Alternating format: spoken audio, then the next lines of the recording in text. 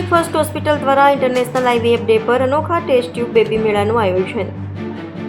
દુનિયાભરમાં 25 જુલાઈના રોજ મનાવવામાં આવતું વર્લ્ડ IVF ડે ઉજવવા માટે સુરતની ફિમેલ ફર્સ્ટ હોસ્પિટલ દ્વારા એક અનોખું અને ભાવનાત્મક ટેસ્ટ ટ્યુબ બેબી મેળાનું આયોજન કરવામાં આવ્યું હતું, જેમાં સામાન્ય રીતે શ્રાવણ માસ દરમિયાન ધાર્મિક મેળાઓ અને ભગવાન શિવની ભક્તિ જોવા મળે છે.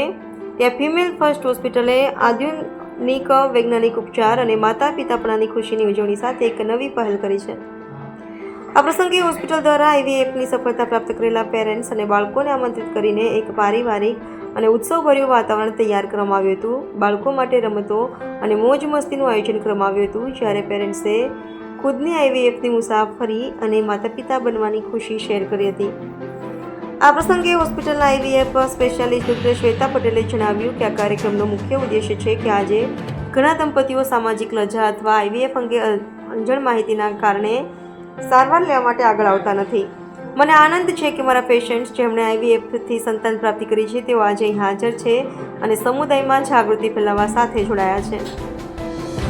તેમણે વધુમાં ઉમેર્યું કે આજના આધુનિક ટેકનોલોજી અને AIના યુગમાં કોઈપણ દંપતીને નિસંતાન તરીકે ઓળખવાની જરૂર નથી, માત્ર જરૂર છે વિશ્વાસ, ધૈર્ય અને ખુલ્લા દિલથી આગળ આવવાની. આ કાર્યક્રમ ફક્ત એક ઉજવણી નહીં પણ સમાજમાં જાગૃતિ, સમર્થન અને વિજ્ઞાનની શક્તિથી સપનાને સાકાર કરવાનું સુંદર ઉદાહરણ બનીને બહાર આવ્યું છે. જ્યારે બી પેશન્ટ અમારી પાસે હોસ્પિટલમાં આવે ને એટલે અમે એનામાં ડિઝાયર અને ડ્રીમ જોઈએ. ઘણા લોકો ખાલી હોપલેસ થઈને જ આવે ને ઘણાને એવું છે કે મારે બચ્ચા જોઈએ જ છે. તો આજે તમને બધાને તમારા બાળકો સાથે અહીંયા હસતા જોઈને મને ખૂબ આનંદ થાય છે કે અમે બી લાઈફમાં કંઈક કરી રહ્યા છીએ અને આવી જ રીતે તમારે બી બીજાને એન્કરેજ કરવાના કે હોપલેસ નહીં થાવ. સાયન્સ, પેશન્ટ અને ટેકનોલોજી અને ડૉક્ટર સાથે મળીને આ બધા મિરાકલ ક્રિએટ કરી શકે અને જેનું આ લાઈવ એક્ઝામ્પલ બધા જોઈ રહ્યા છો.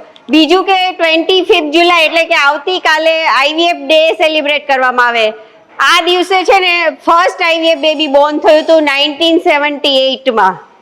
તો આ ઉજવવામાં કેમ આવે છે કે એક તો ટેકનોલોજીનો આવું મિરાકલ જનરેટ થયું કે જે લોકોને નેચરલી ક્યારે પોસિબલ જ નહોતું, આ ટેકનોલોજીના કારણે એ લોકો પેરેન્ટહુડની જર્ની એચીવ કરી શકે. અને આખી દુનિયામાં જો ને તો રોજના લાખો બચ્ચા જન્મતા હશે આ ટેકનોલોજીથી. એટલે એનાથી એવું મારું બચ્ચું IVFથી જન્મેલું છે એવું વિચારવાની જરૂર જ નથી. એ આપણા જેવા જ છે, એનું IQ લેવલ બી આપણા જેવું જ છે.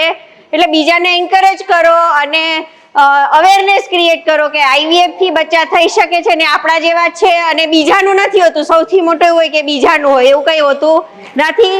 Once again thank you so much અહીંયા આવવા માટે અને અમારા પર ટ્રસ્ટ મૂકવા માટે.